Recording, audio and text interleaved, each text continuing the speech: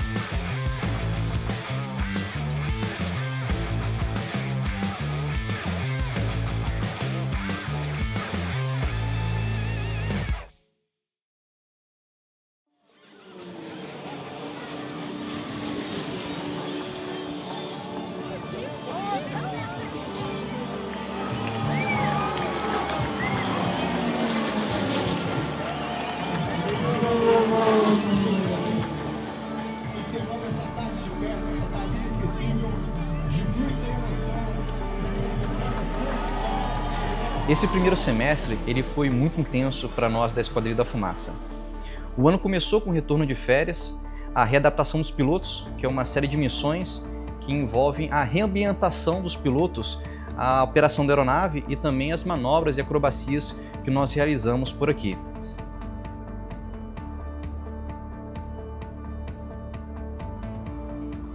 Além disso, nós iniciamos todos os preparativos administrativos, logísticos e operacionais para viabilizar o início da agenda de demonstração de 2025.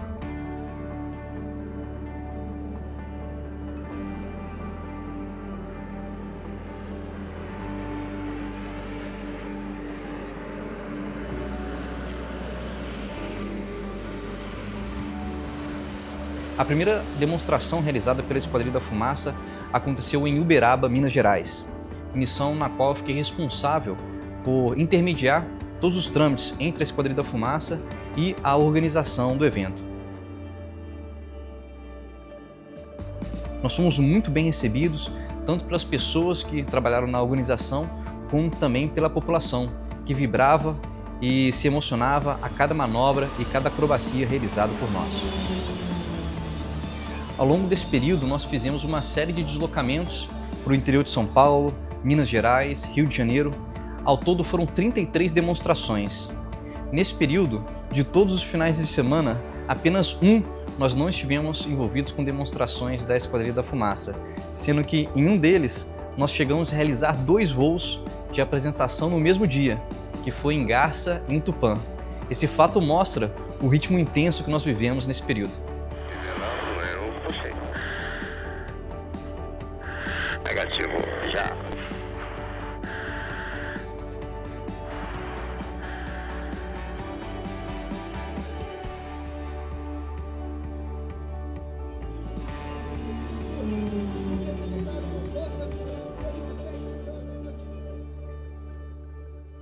Normalmente, a gente pousa no aeroporto mais próximo da localidade que a gente vai fazer a demonstração. Mas a gente tem um outro tipo de campanha para as cidades mais próximas aqui de Pirassununga, que a gente chama de campanha local, onde a gente consegue atender essas cidades realizando demonstrações num raio de até 130 quilômetros daqui da Academia da Força Aérea. Nesse tipo de operação, a nossa equipe de divulgação se desloca até o local da demonstração por via terrestre.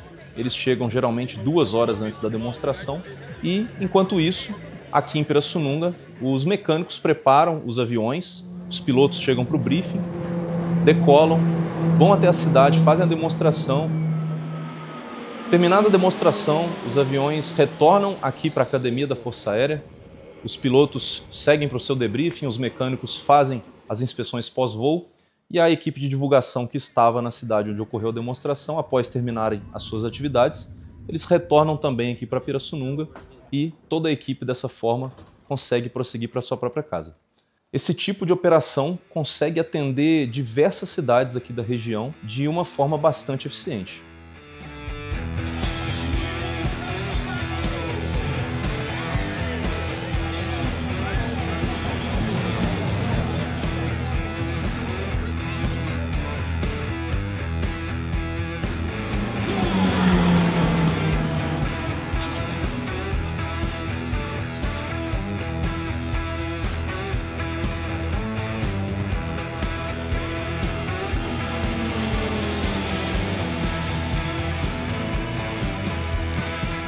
Uma das campanhas locais foi a demonstração no Aeroclube de Pirassununga, no primeiro Fly-In, e para mim foi mais do que especial.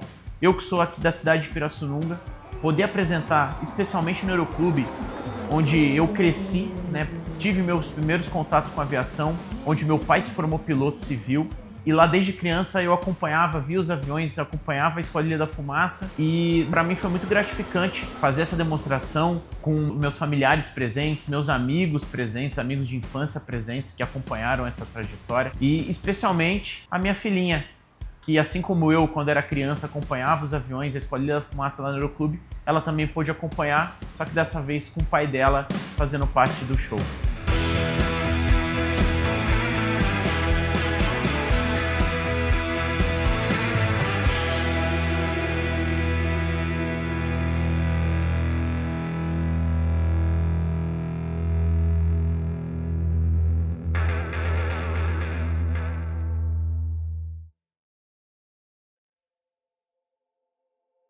Alguns acontecimentos interessantes que marcaram o primeiro semestre aqui na Esquadrilha da Fumaça.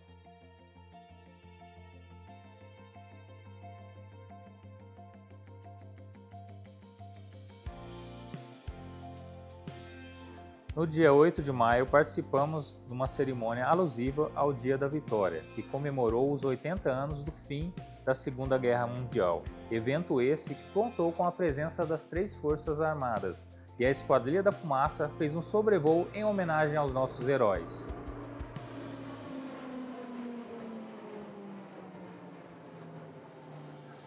Anunciamos também os 2 novos integrantes que farão parte da equipe no ano de 2026. 2 aeronaves A-29 Super Tucanos interceptaram o Capitão Thiago. Thiago, aqui é o Tenente Coronel Nunes e em nome de todo o time, te dou as boas-vindas. É um prazer tê-lo a bordo. Fumaça já!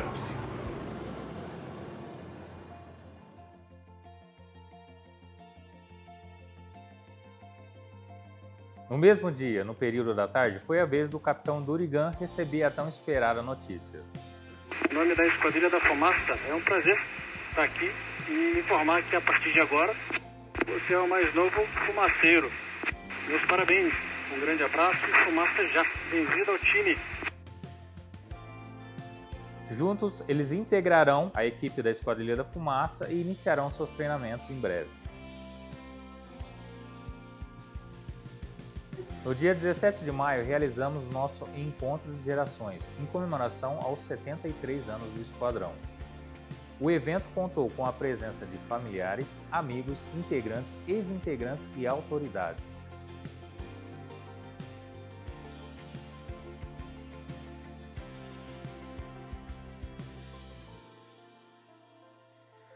Tivemos conversas marcantes com ex-integrantes e veteranos. Destaco a conversa que tivemos com o Brigadeiro Soares Filho, ex-comandante da Esquadrilha da Fumaça, que voou aeronaves históricas como o T-6, o Fuga Magister e o T-27. Convido você a acompanhar esse momento. Olha, avião a gente costuma dizer que difícil é o primeiro. E no caso do Tucano, se você for comparar com o T-6, o Tucano é um avião de pilotagem extremamente simples. O T-6 é um avião que, na linguagem comum que a gente usa no dia a dia, ele separa os homens dos meninos. Quando a gente vem numa reunião como essa, passa um filme da história. As recordações que eu tenho da Fumaça são as melhores possíveis.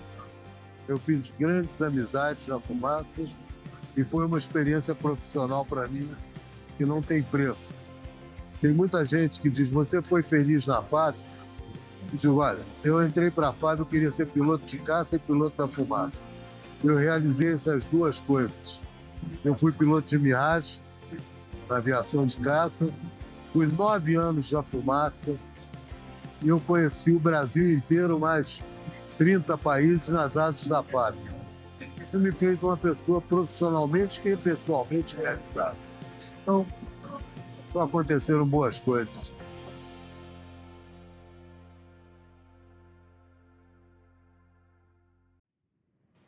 O momento mais marcante do ano? Não, Bauru, sem dúvida, foi Bauru. Foi a demonstração em Bauru. Bauru foi o momento mais marcante do ano até agora.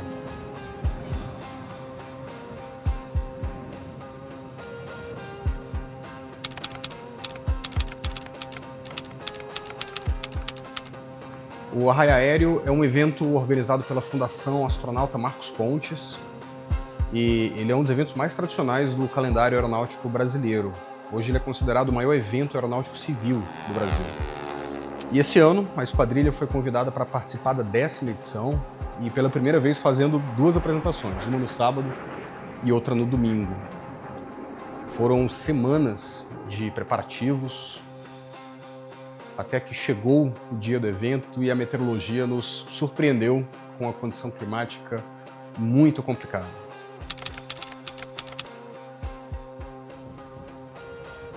Bom, no período da tarde o tempo melhorou um pouquinho e a gente decidiu decolar.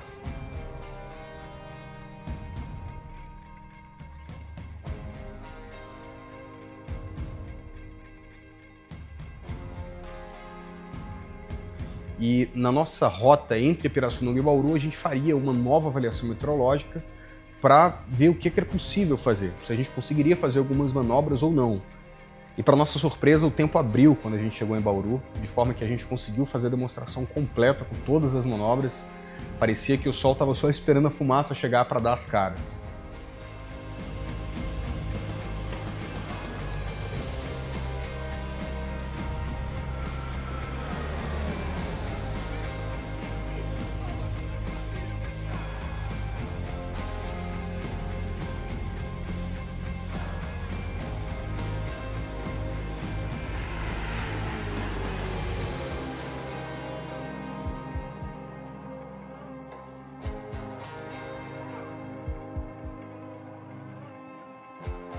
No sábado a gente terminou o dia com um sentimento muito bom de missão cumprida, só que a gente sabia que a previsão meteorológica para o domingo era bem pior.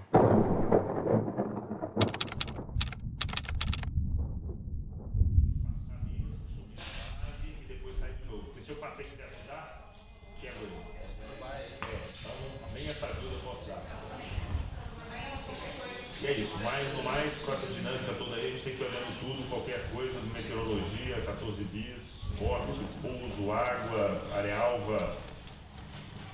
É isso. Estou com o meu RPS, arealvas, é uma possibilidade. A mesma coisa, para quem tá... A minha diferença nesse caso seria o mesmo. Isso, a asa com ele tá bem, ele tá mal. Chegou e fez um... Deixa eu parar, então. Só para parar na posição. 250 com 2 knots, 9 de visibilidade, chuva nas vizinhanças. Fio 025, overcast 10 mil. Arealvas, tá igual. Esse fio 025 é a nossa definição. E o Índia. O Índia é uma super craca. Bom, aquele foi um domingo muito chuvoso. Nuvens baixas, vento muito forte, precipitação o dia inteiro e pelas previsões meteorológicas que a gente recebeu, a gente sabia que a demonstração às 4 da tarde, que era o horário previsto, ela estava sob forte risco de não acontecer. Ainda assim, mantivemos o nosso planejamento, fizemos o briefing ainda no hotel e no horário previsto a gente seguiu para o Aeroclube de Bauru.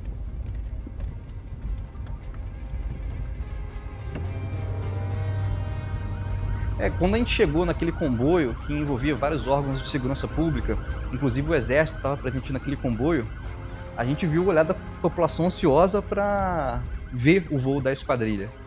Mas ao mesmo tempo, a gente viu o céu e viu aquela ameaça e aquele medo de frustrar todo mundo que estava ali presente.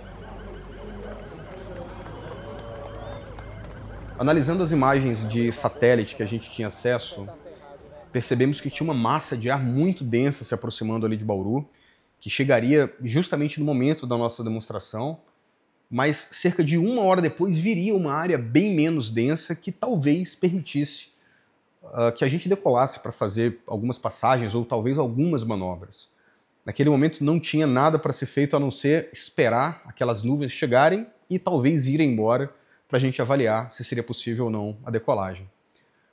E quando essas nuvens chegaram, elas resultaram numa das imagens mais impressionantes que a gente já viu.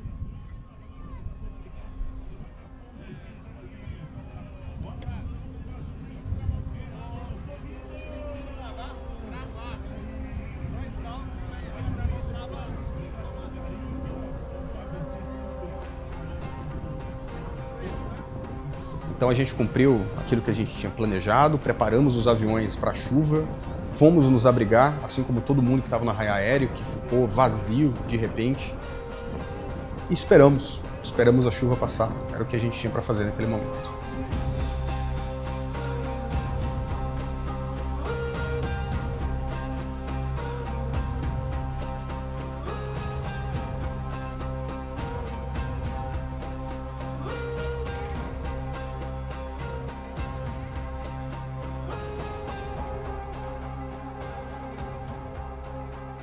Bom, conforme previsto, a chuva passou, depois da chuva veio um tempo um pouco mais ameno, as nuvens ainda encobriam o céu, mas elas estavam mais altas, e aí o Coronel Nunes reuniu a equipe e falou pra gente: pessoal, vamos decolar.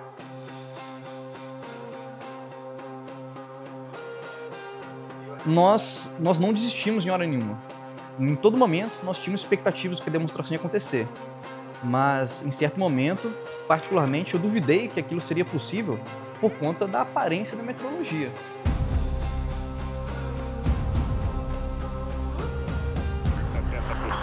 Freio de estacionamento solto, Uno saindo, já.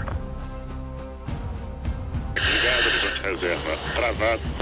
Os embutidos desligado, alternador em pau, compensador de linha quarta direita. Lapidal, speed brake closer, temperatura 58, 715, bombas de acordo, contatos ligados, motores comprimidos, fita vermelha presa e comandos livres. 2, 3, 5, 6, 7.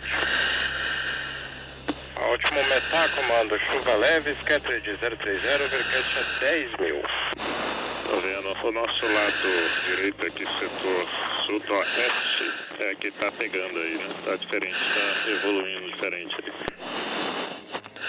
Tranquilo, no princípio a gente vê o que faz aqui, taxia, decola e vê se de repente faz umas passagens de pouso.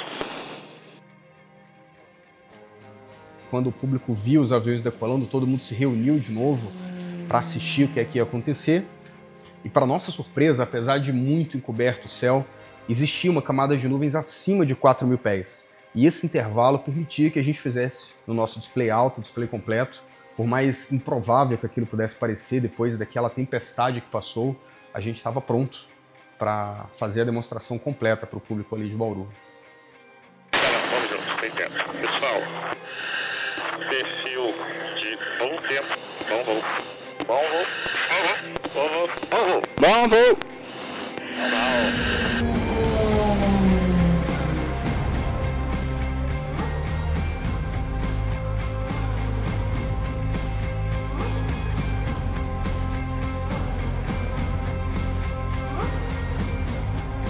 Eu lembro que naquele momento a sensação era de que aquilo tinha deixado de ser simplesmente mais uma demonstração e tinha se tornado um símbolo de compromisso com a nossa missão.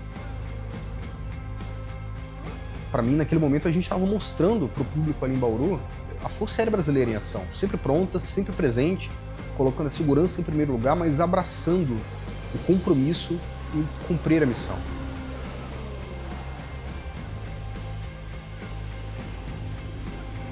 E para coroar ainda mais aquele momento, o cenário era inacreditável, né? O céu encoberto, contrastando com as luzes do avião, trouxe ainda mais beleza para aquele momento que realmente foi muito marcante.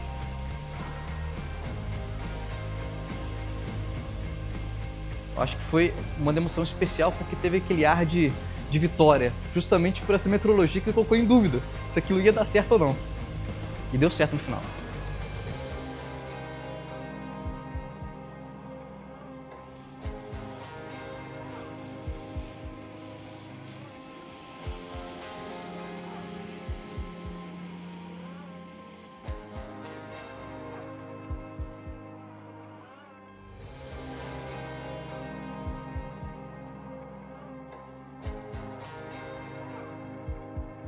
Aquele momento foi um momento de superação que marcou muito. Foi um momento bem interessante, bem marcante no primeiro semestre.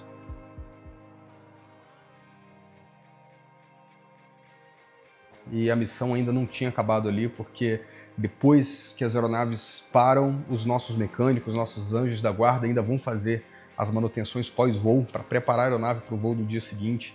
E isso aconteceu no momento em que já não tinha mais luz do sol. E ainda assim, eles estavam lá dando tudo de si, mostrando que esse espírito de comprometimento com a missão, ele é uma marca da equipe Esquadrilha da Fumaça. E tudo isso fez aquele dia ser inesquecível.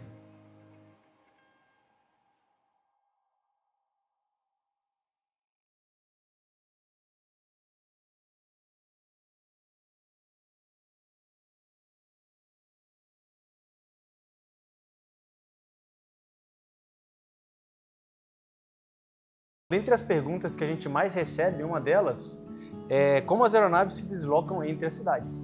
E uma das respostas mais simples é que a gente consegue ir voando graças à nossa excepcional autonomia a praticamente todos os lugares. Mas por trás dessa resposta simples tem muita coisa legal. E é isso que a gente vai trazer aqui hoje para vocês, no Fumaça Responde.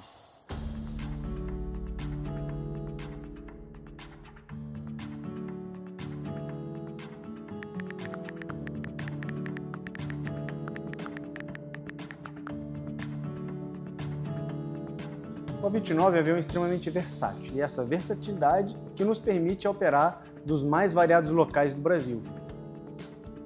Então, um aeroporto com pouca infraestrutura não nos impede de operar daquela localidade, o que nos ajuda é justamente o apoio dos nossos mecânicos, dos anjos da guarda.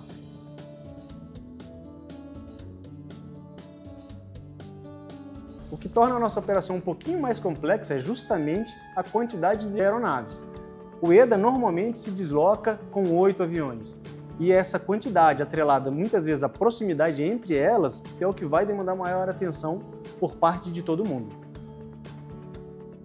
O EDA opera com pistas de pelo menos 1.200 metros, mas esse comprimento de pista não é a única coisa que a gente observa. Na verdade, a largura, a direção de vento, a intensidade são fatores que vão influenciar o tipo de decolagem. Se vai ser uma decolagem isolada, em elementos que são 2 aeronaves, ou até a nossa decolagem 6+1, que requer uma estrutura um pouco maior, uma pista um pouco mais larga. Quando as condições permitem e a largura da pista é de pelo menos 45 metros, a gente consegue fazer a decolagem 6+1. Essa decolagem é a que as aeronaves correm juntas, todas ao mesmo tempo na pista, né? E após ali certa velocidade, o líder consegue sair primeiro, 2 e 3 saem para a ala do 1, a gente avisa as outras aeronaves com uma transmissão no VHF, o que permite depois que 4, 5 e meia saiam também em posição, dando espaço para o 7, que é a última aeronave na decolagem, fazer a rotação, chegar no ferrolho do ferrolho, dar uma em posição, e aí sim o líder vai comandar o trem em cima, checando o nosso funcionamento de fumaça, recolhe flap e daí inicia o restante da demonstração.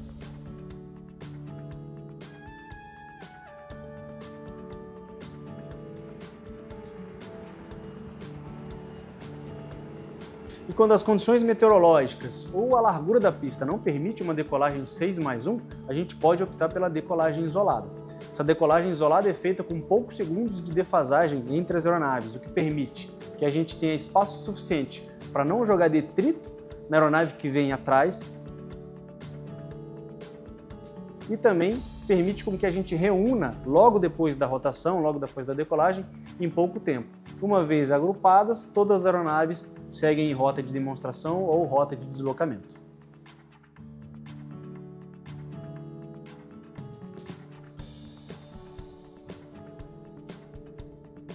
Após a decolagem, as aeronaves elas se agrupam e iniciam a subida para o nível de cruzeiro. E aí esse nível varia em função da distância a ser percorrida naquela perna específica de navegação. A gente tem uma autonomia, ou seja, a gente tem combustível suficiente para voar em torno de 2 horas e meia a 3 horas, o que equivale a mais ou menos 1.000 quilômetros de deslocamento. E essa autonomia ela pode ser aumentada adicionando tanques externos, uma vez que eu precise percorrer uma distância maior que esses 1.000 quilômetros no trajeto de deslocamento.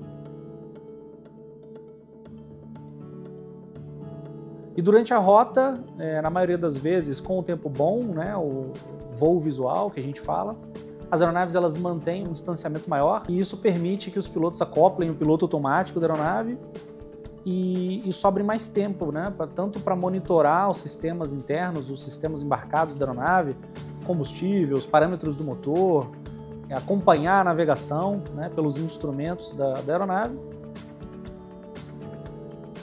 e possibilita tempo para que a gente observe e contemple, né, o trajeto ali, olhando a paisagem, descontrair, né, batendo papo no rádio ali, até o momento em que a gente inicia os preparativos para a descida.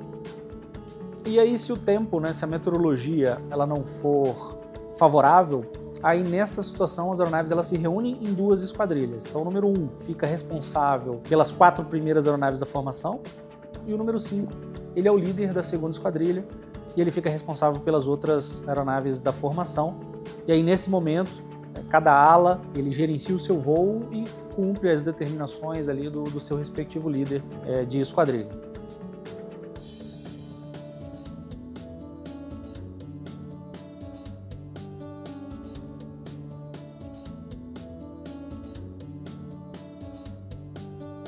O A29 ele conta com modernos sistemas de navegação, o que possibilita que a gente realize o nosso voo tanto em grandes terminais, né, em grandes centros, Rio, São Paulo, Brasília, terminais essas que exigem, né, uma celeridade nas aproximações, nas saídas, quanto em locais mais afastados que por vezes não têm a infraestrutura adequada e a própria aeronave, o A29, ele proporciona um sistema de navegação que eu consiga fazer todos os procedimentos para pouso, tanto nessas localidades grandes quanto em locais mais afastados.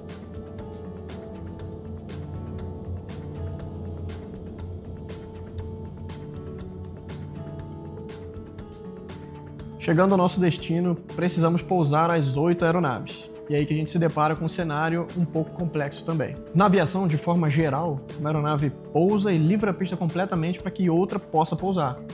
No caso da fumaça é um pouquinho diferente. Nós operamos com as 8 aeronaves de forma simultânea na pista. A gente garante essa separação através do tráfego de pill-off, onde as 8 aeronaves chegam sobre a vertical da pista e efetuam a dispersão uma a uma, garantindo ali um intervalo e uma separação seguras para que a gente faça um pouso eficiente e intervalado.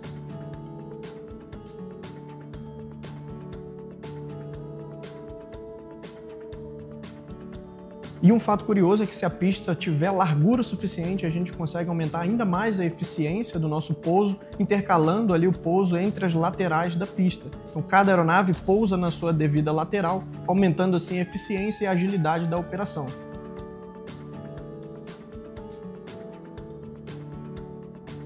Nesses casos, utilizando o tráfego de pill-off, desde o início do procedimento até livrar completamente a pista com as 8 aeronaves, a gente consome algo em torno de 3 minutos. E essa agilidade de pouso é essencial, né, imprescindível para a operação em aeródromos mais movimentados, né, que exigem ali a liberação da pista de forma mais rápida.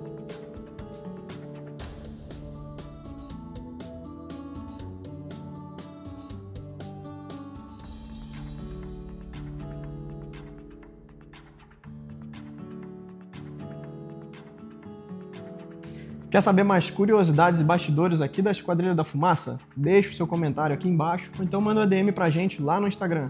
Quem sabe a sua pergunta não vira tema do nosso próximo Fumaça Responde.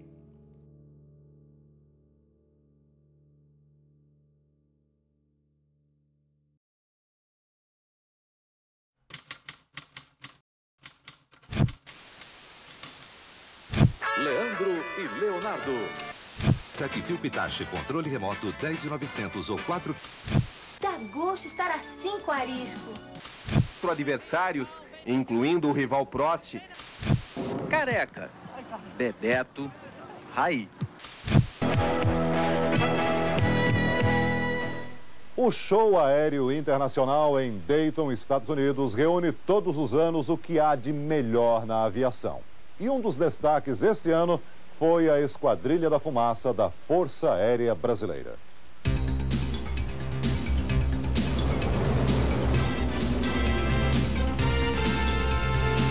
A esquadrilha teve o privilégio de ser a penúltima a se apresentar em Dayton. Mais que um privilégio, uma responsabilidade. Nada pode falhar. Major Crispim, 40 anos, ex-piloto do Boeing presidencial, comanda a Esquadrilha da Fumaça.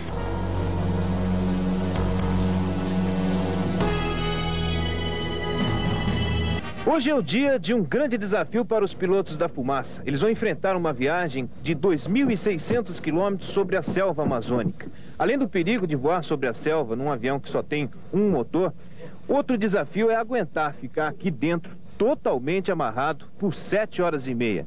É um voo muito apertado, não é não? Apertado, cansativo, mas estamos preparados psicologicamente para esse. Se você tiver vontade de fazer xixi, como é que você faz? Nós temos um aparelho que nos auxilia e às vezes nós até levamos um extra aqui, se for o caso, para fazermos essa necessidade. O que é uma garrafinha? É uma garrafinha. Os pilotos vestem o colete com o kit de sobrevivência. Serve para a selva e para o mar. Tem comida desidratada, revólver, solução para tirar o sal da água do mar e até chiclete de tubarão. Um repelente para afastar as feras. Eu nunca experimentei não e espero não experimentar dessa vez.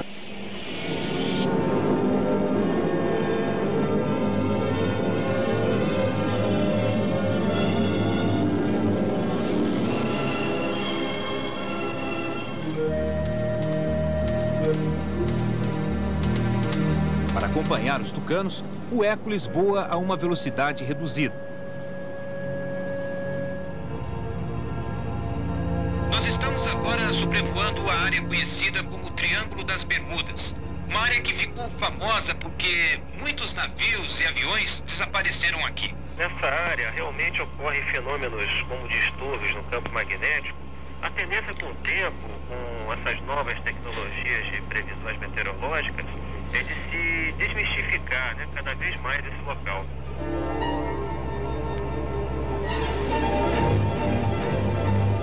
Depois de 5 horas de viagem, já podemos ver a costa da Flórida.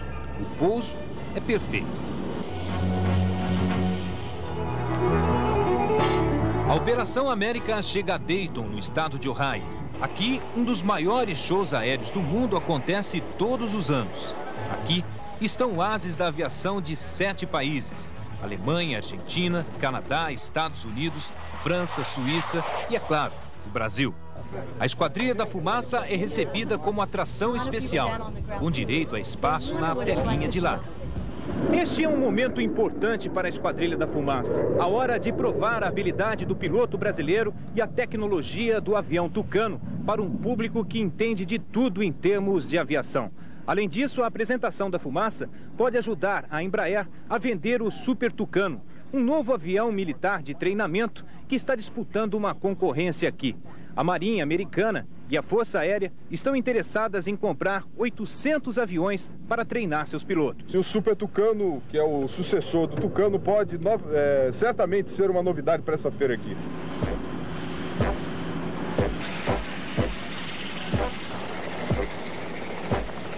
A esquadrilha se arma para decolar e fazer seu show.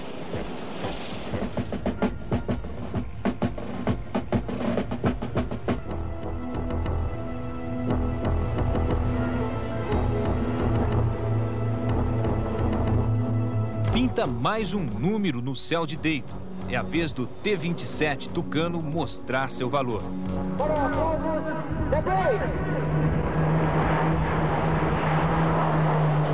Cada manobra, a reação do público se repete.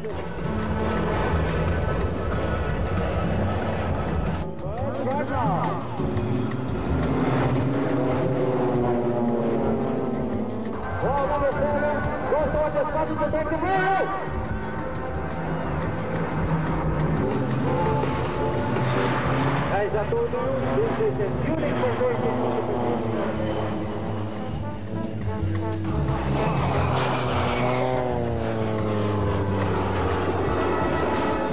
He's commanding the spectacular Lancelot for your applauses.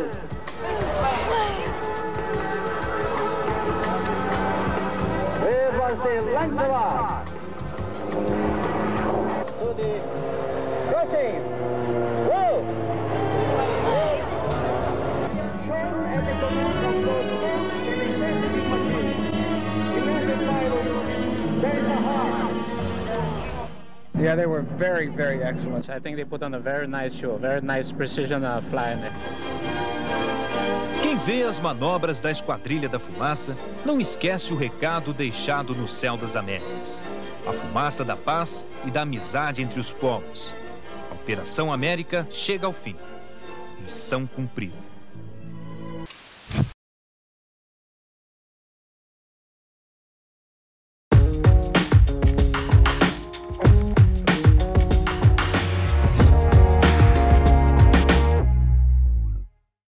Eu, menino, assisti uma demonstração da Esquadrilha da Fumaça e me encantei. Né? As acrobacias da fumaça, elas são música para os meus ouvidos.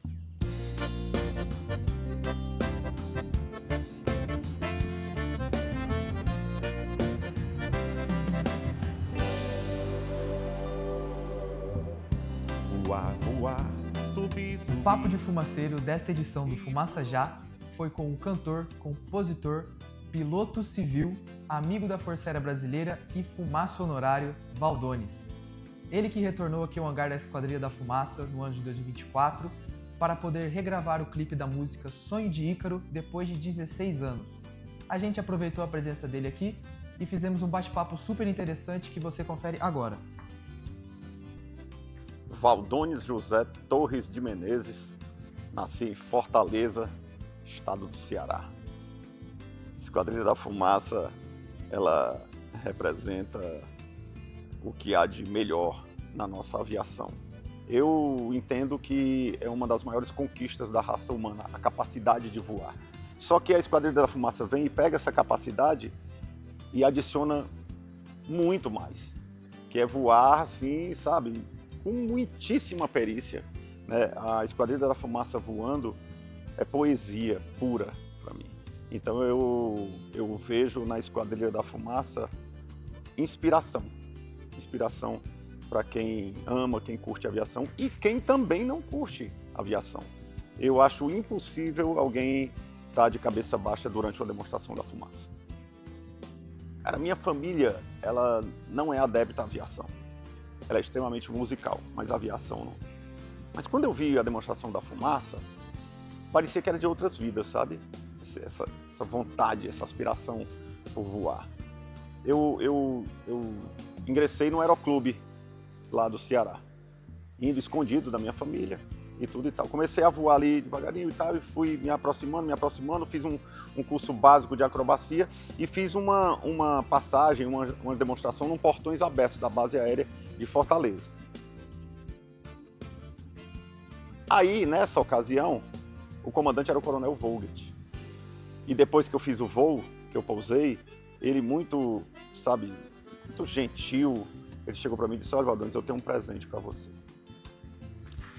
E ele me deu uma bolacha que ele usava quando comandava a fumaça. Fico com essa bolacha para você. E essa bolacha eu guardo hoje, é um troféu tal qual a sanfona que eu ganhei do seu Luiz Gonzaga, né? Porque tem um peso muito grande. O brigadeiro, muito amigo meu, o brigadeiro Sabino Freire, ele disse para mim uma vez: Valdones, nós temos 2 livrinhos para com Deus. Um de agradecer e um de pedir. O de pedir eu já nem sei mais onde anda, porque eu só tenho agradecido. Então assim estou eu. O livrinho de pedir a Deus eu nem sei onde é que anda, porque eu só tenho agradecido essa oportunidade, esse momento, que não é fácil. Né? A gente chegar até aqui, muitos buracos, muitas pedras no caminho. Né? Mas eu acho que é exatamente isso que vai imprimir também no clipe, o sonho de Ícaro, é não desacreditar do seu sonho. Eu sempre sonhei chegar próximo da fumaça, acreditei, nunca desisti E eu acho que é isso também uma das coisas que vem impressa no clipe.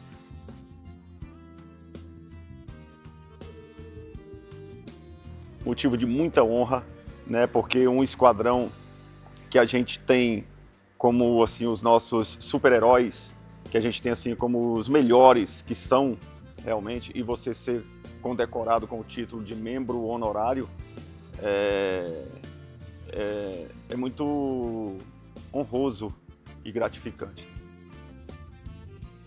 Aí eu vou parafrasear a frase que tem ali no Salão Histórico: um rastro de fumaça branca nunca se apaga.